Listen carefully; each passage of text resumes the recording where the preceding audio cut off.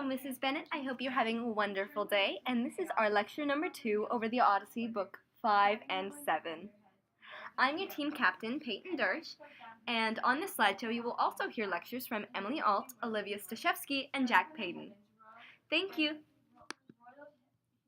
I will be presenting book 5, the first half. So moving on to question 1. It says, what does Calypso's island look like, and why would Odysseus want to leave? So if you go to line 65, it starts off describing the smell, and deep inside she sang, the goddess Calypso, lifting her breathtaking voice. Her golden shuttle weaving, thick, luxuriant woods grew round the cave, laden with clusters, bursting with ripe grapes. Soft meadows spreading round were starred with violets, lush beds of parsley. So Homer uses all of this vibrant imagery to describe this scene of a beautiful goddess singing surrounded by thick, beautiful woods. And at the bottom it says, Hermes the guide, the mighty giant killer stood there, spellbound. Now I would think gods would be constantly surrounded by beauty, and if even a god Hermes was spellbound, so mesmerized by this scene, it must have been very luxuriant and beautiful. And so why would Odysseus want to leave such a place? Well, he must have been nostalgic. He misses his home, and as they say, home is where the heart is. So we learn that he is a family man and he wants to be around his son and his wife that he hasn't seen for such a long time. The second key question, it says, what language is used to describe Hermes' journey to Calypso's island, and how does this influence the reader's perception of the landscape?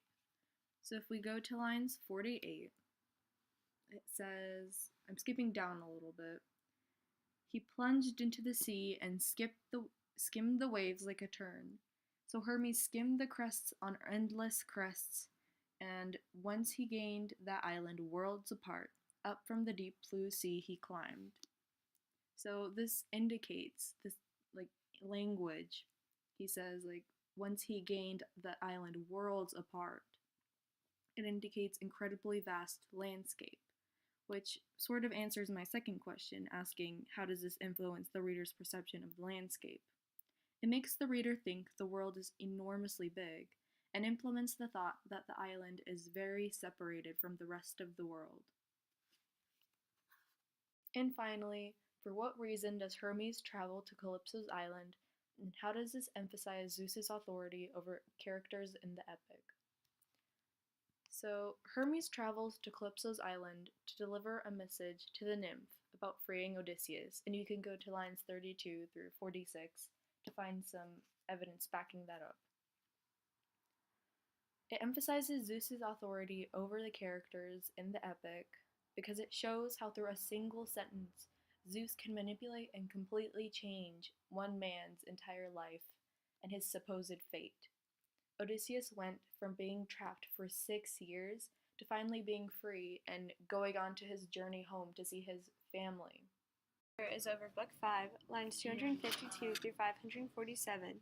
Some passages to reread closely in this part of the book is lines 267 through 288 when Odysseus builds his boat, lines 321 through 345 where Poseidon's fury and Odysseus' fear, and lines 445 to 467, the rage of the sea.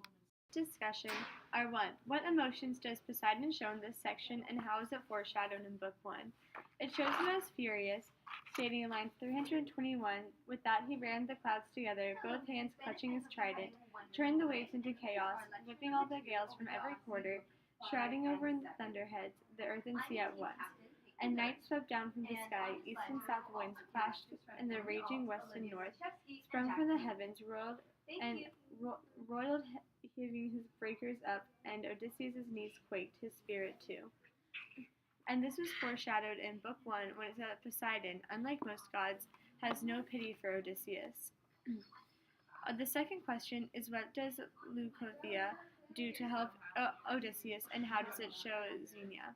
So in line 369, it says that Esteemed by all, Luithica now she lives in the sea's salt depth, esteemed by all the gods she deserves. She pitied Odysseus, tossed and tormented so. She broke from the waves like a sheer water on the wing, lit on the wreck, and asked him kindly, "Ah, poor man, why is the god of the earthquake so dead set against you?" Then she later helps him, tying, taking the, giving him the scarf to tie around his waist to help him be immortal. This shows Xenia because it shows the courtesy of one person helping another. The third question is what examples of the penetration of the veil is shown in this part of the book. It shows penetration of the veil when Poseidon takes control of the seas and makes sure that Odysseus does not have a smooth trip. It's Poseidon came down, saying that the whole sea shrouded, sheets of spray, no harbors to hold ships, no roadstead where they'd ride, nothing but jutting headlands, rip-toothed reefs, and cliffs. Odysseus' knees quaked and the heart inside him sank. He spoke to his fighting spirit, desperate, worse and worse. Now that Zeus has granted a glimpse of land beyond my hopes, now I've crossed this waste of water, the end in sight. This is also a quality of epic of the penetration of the veil. Thank you. Of our lecture, we will be covering Book 7, lines 1 through 215. The first passage to reread are lines 21 through 29, where Athena protects Odysseus. The key point for this discussion will be, what does Athena do to penetrate the veil, and how does this show signs of a comic epic? So as we go back and we can read the lines, Athena covers Odysseus in a mist in order to protect him from anything that might be on the island. And she disguises herself, which we've actually seen a lot of from Athena in both the Odyssey and the Iliad, as a little girl who is going to lead him to the Phaeacian palace. And when we see this, we see that the gods are on Odysseus' side, and as she protects him and guides him, we see sort of everything's going to be okay, it's going to turn out all right for Odysseus, which really, though he has faced many trials and tribulations throughout the book already, not even considering what we will read later on, that there will be a restoration of the polis in the book because of the fact that Athena is willing to do anything to protect him. And how, regardless, she always comes through to help Odysseus. So, and that's really what we see here as we read these lines. So, alright. In this portion of the lecture, we will be covering lines 129 through 157, where Odysseus discovers the wealth of the Phaeacians. We will be discussing how does Homer describe the Phaeacian palace, and why would Homer take so much time on the imagery, and what can we infer about the Phaeacians due to this imagery.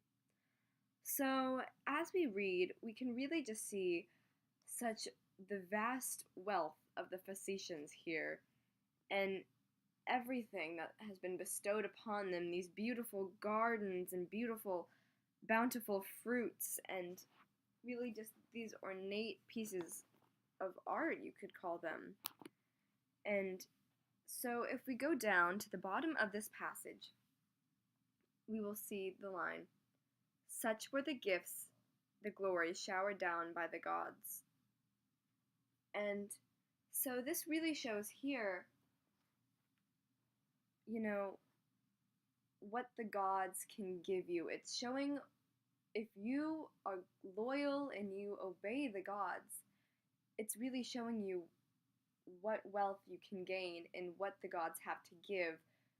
It's like showing the gracefulness of the gods and how the gods are willing to give and what they will do for the people who are in their favor.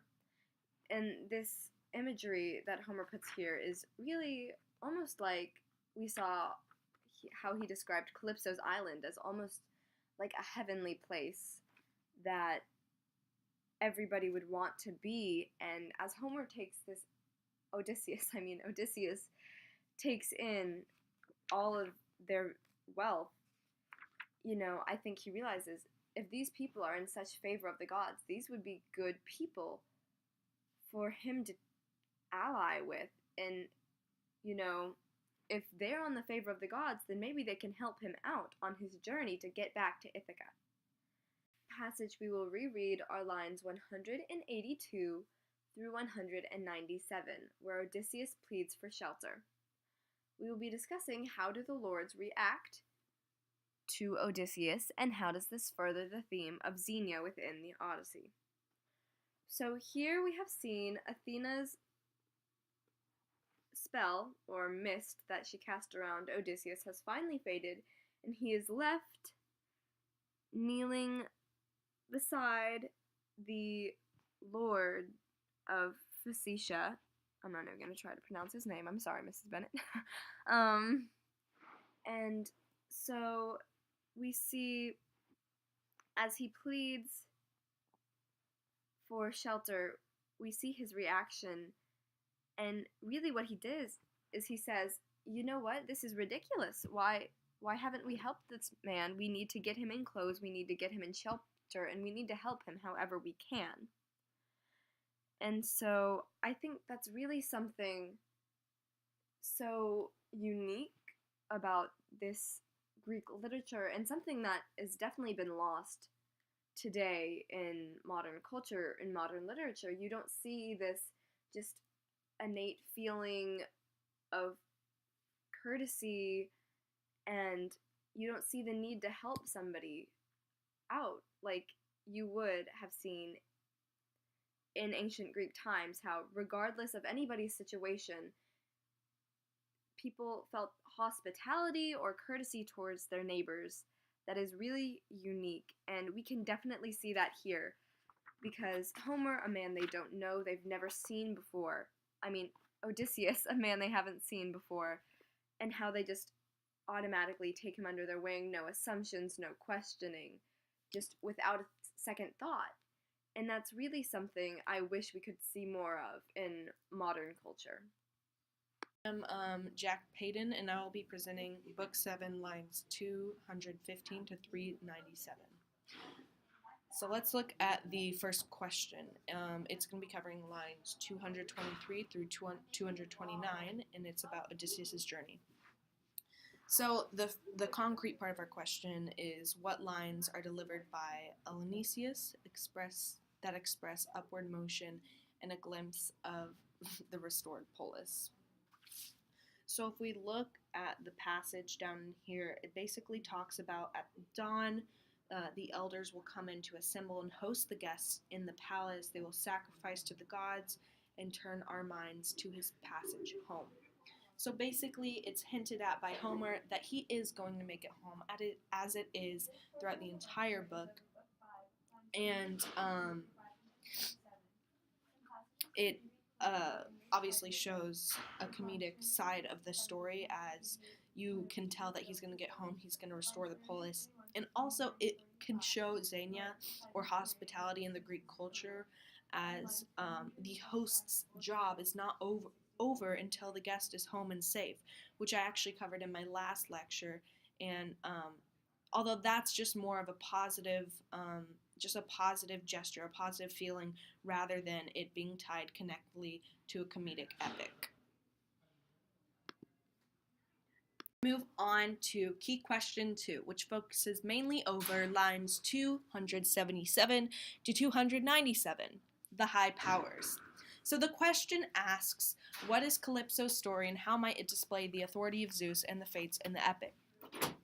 So if you look about her story, she basically talks about how life has been difficult for her, how the gods have controlled and manipulated her and her life through tactics of penetration of the veil, And obviously, Zeus is the god carrying out most of these, or at least ordering for these, and Fates um, overall can just see a grand scheme of things in the way that they would like things to be carried out.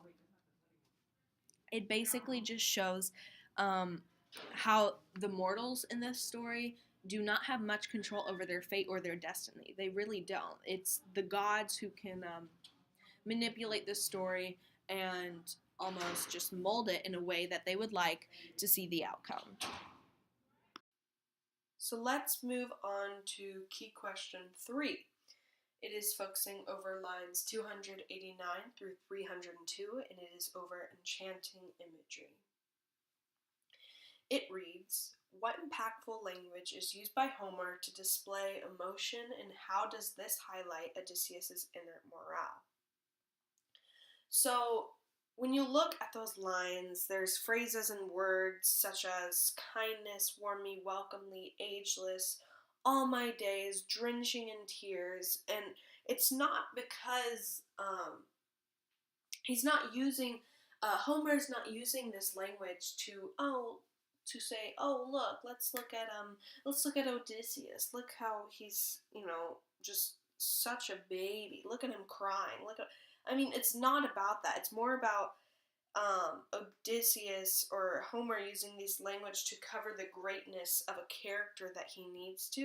And in order to do that, in order to show that Odysseus is a strong and powerful warrior, but at the same time, he still feels compassion and empathy towards his enemies, it really just allows, it's what Homer has to use to get his point across to his audience at this time, his quote-unquote ordinary people that would be listening to this tale or anything like that. So basically that's what I'm getting at. That's what enchanting imagery is in this part of the chapter.